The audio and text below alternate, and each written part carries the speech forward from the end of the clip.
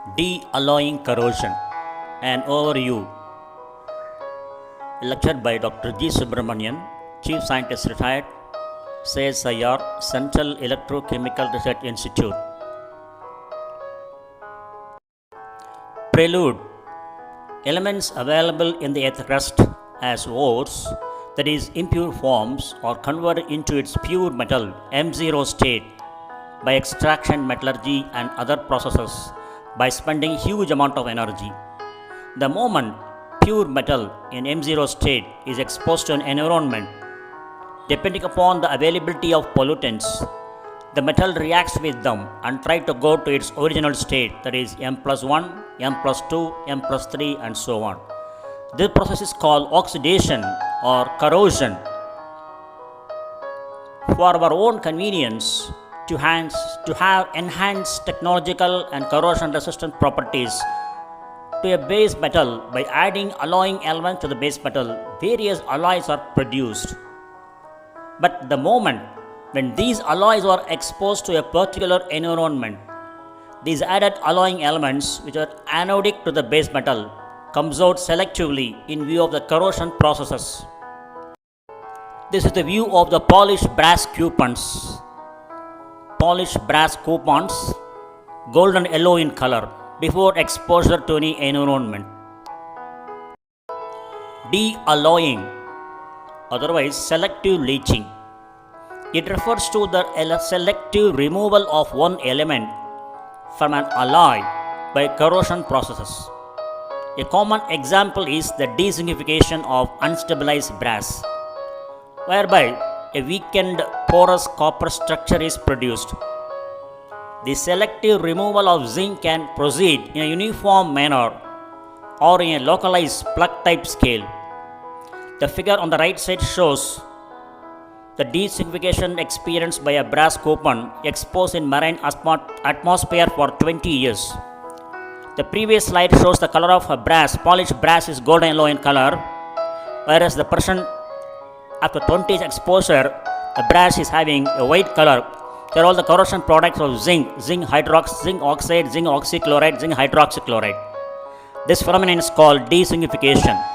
Another example is graphitic corrosion of grey cast iron, whereby a brittle graphite skeleton remains following preferential ion dissolution, is a further example of selective dissolution.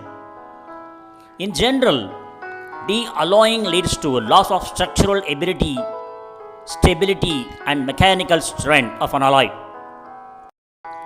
Dealloying is a common corrosion process during which an alloy is spotted by selective dissolution of the most electrochemically active of its elements.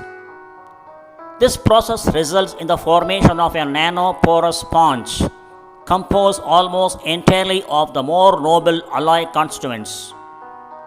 Although considerable attention has been devoted to the morphological aspects of the dealloying process, its underlying physical mechanism has remained unclear.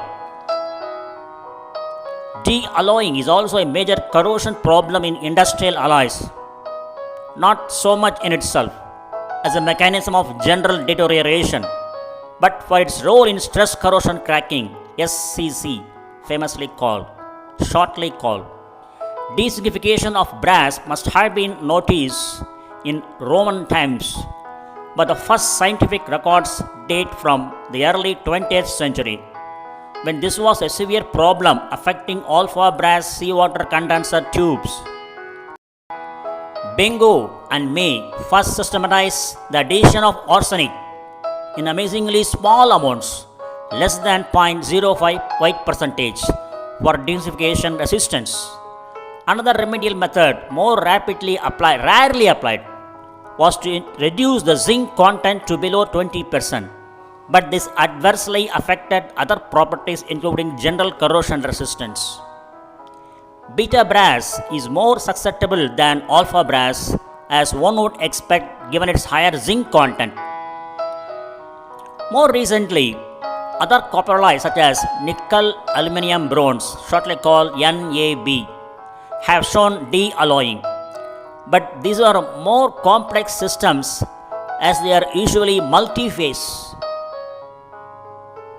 Dealloying has occurred, but rarely in various other commercial solid solution alloys that satisfy the basic compositional requirement.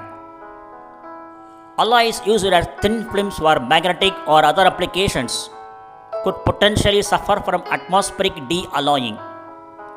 There are analogous phenomena that occur in gaseous environments or in vacuum where one element is volatile. For the most part, these appear to involve lattice diffusion, which places them apart from normal electrolytic dealloying, where transport is by surface diffusion. Dealloying when one element in an alloy is anodic to the other element. Example, removal of zinc from brass called dezinkification leaves spongy weak brass. Brass alloy of zinc and copper. Among these two, zinc is anodic to copper. See galvanic series. The figure on the bottom side shows the portion A shows the dealloying in the form of dezinkification of a brass part. The portion B of the figure shows zinc has been removed from the surface, which leaves weak copper. In continuation of previous slide, now we are going into galvanic series, a series in which metals elements has been arranged in order of their tendency to go to its original state, that is in the way in which they lose electrons to give up electrons in natural seawater. Here you can see the case of brass, it contains copper and zinc. Copper in the middle portion, blue colored, having a open circuit potential of minus 240 millivolt versus saturated column electrode, whereas zinc is about minus 950 millivolt versus saturated column electrode.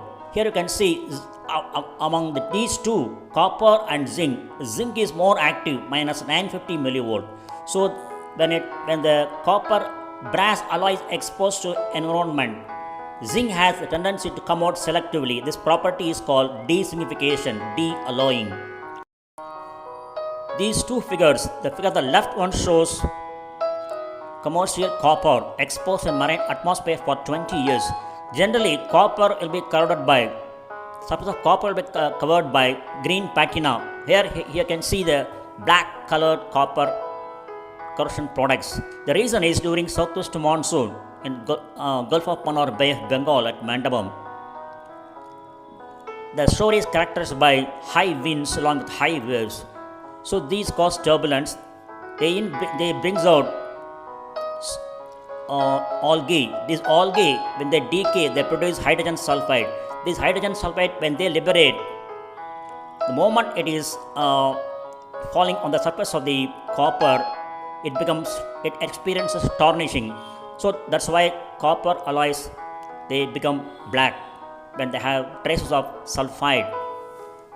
Likewise, on the right side, you can see dezinkification experienced by a brass. As you know very well, brass is nothing but combination of zinc and copper. As zinc is more active electrochemically, zinc comes out selectively. This property is called dezinkification. The right side can see the corrosion products of zinc comes out selectively. Zinc oxide, zinc oxychloride, zinc hydroxychloride, all these things. Often, alloys that undergo dealloying are also susceptible to stress corrosion cracking, shortly called SCC.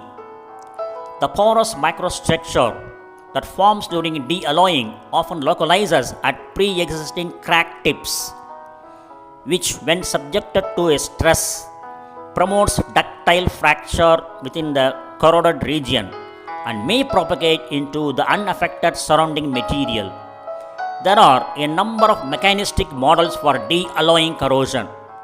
They are the bulk diffusion model, 2. the vacancy diffusion model, 3. the surface diffusion model, 4. the dissolution and reprecipitation model, 5. the oxide formation model, and 6. the percolation model. On the basis of measured corrosion rates, the surface diffusion model seems the most plausible. The most common example of dealloying corrosion is dezinkification of brass. Selective dissolution of zinc in brass occurs in extended exposures to chloride containing solutions or otherwise atmospheres. The alpha plus beta two-phase alloys are more susceptible with significant attack occurring in the zinc concentrated beta phase. Dezinkification results in a porous, highly weakened layer of copper and a copper oxide corrosion product. At temperature, dezinkification occurs. At room temperature, dezinkification occurs in slightly acidic water or acid chlorides and is more uniform throughout the beta phase. The effect at high temperatures is more locally pronounced with very high penetration rates. Dezinkification can be prevented by controlling purity of process streams, by limiting the amount of zinc, or by substituting it with more corrosion resistant components. This table shows various dealloying process. For brass, environment is water and acid chlorides. The element removed is zinc. For nickel and copper alloys, the environment is hydrogen fluoride and other acids. Elements removed: copper in some acids, nickel in others. For gold and silver amalgam, environment is human saliva. Element removed is silver. High nickel alloys, environment is molten salts. Elements removed are chromium, iron, molybdenum, tungsten. High carbon steels, environment is oxidizing conditions, hydrogen at high temperatures. Element removed is carbon. Iron chromium alloys, high temperature oxidizing conditions is the environment. Element removed is chromium. Nickel molybdenum alloys, the environment is high temperature oxygen. Element removed is molybdenum. This table illustrates again alloy gray iron, aluminum bronzes. Environment is soils, many waters, hydrochloric acid, acids containing chloride. Because of gray iron, element removed is iron, that is called graphitic corrosion. Because of aluminum bronzes, element removed is aluminum, it is called dealuminification. Then alloy silicon bronzes, environment high temperature steam and acidic species. Element removed is silicon, this process is called desiliconification. Alloys tin bronzes and copper nickels, environment hot brine or steam, high heat flux and low water velocity in refinery condenser tubes. Element removed because of tin bronzes, it is tin, process called destanification. So copper nickel alloys, element removed is nickel, it is called, the process is called denickelification. Alloy copper gold single crystals and monols. Environment ferric chloride, hydrofluoric acid and other acids. So copper gold single crystals, the element removed is copper. Because of monols, the elements removed is copper in some acids and nickel in others. Alloys gold alloys with copper or silver and high nickel alloys. Environment is sulfide solutions, human saliva, molten salts. Elements removed: copper, silver, chromium, iron, molybdenum, tungsten. Alloy medium and high carbon steels. Environment oxidizing atmospheres, hydrogen at high temperatures. Element removed is carbon. The process is called decarburization. Alloy iron chromium alloys. Environment high temperature oxidizing atmospheres. Element removed is chromium, which forms a protective film. Alloy is nickel molybdenum alloys. Environment oxygen at high temperature. Elements removed is molybdenum. Certain copper alloys are very susceptible to stress corrosion cracking. These include the brasses and copper manganese alloys. The susceptibility to stress corrosion increases with increasing level of reactive element and with increasing stress level. This corrosion phenomenon is usually associated with presence of ammonia or its compounds, although cracking has also been reported in solutions containing citrates, tartrates or nitrites. Table at the bottom illustrates the relative tendency of alloys to undergo stress corrosion cracking, with 1000 being the highest and 0 being immune. Relative stress corrosion susceptibility of representative copper alloys in ammonia environments. Alloy susceptibility index for copper with 30% zinc it is 1000 maximum. For copper and 29% zinc and 12% zinc nickel it is 300. For copper with 15% zinc it is only 200. For copper with 3% aluminum, 2% silicon and 0.4% cobalt is only 50. For alloy with copper and 17% zinc and 18% nickel it is 40. For copper with 5% tin and 0.2% phosphorus the index is 20.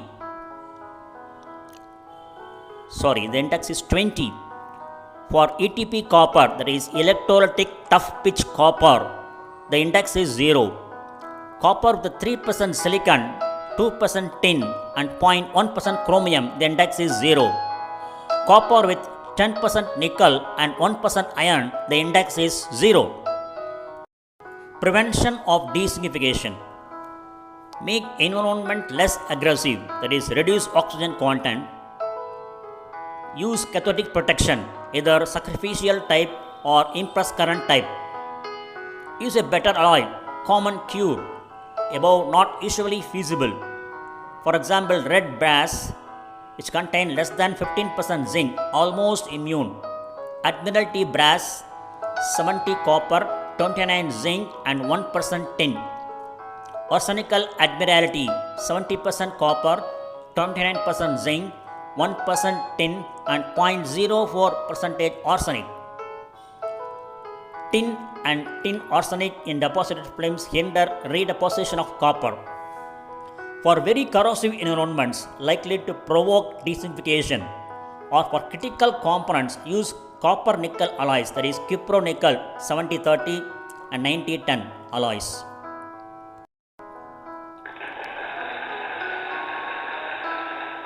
Thank you very much for watching this video.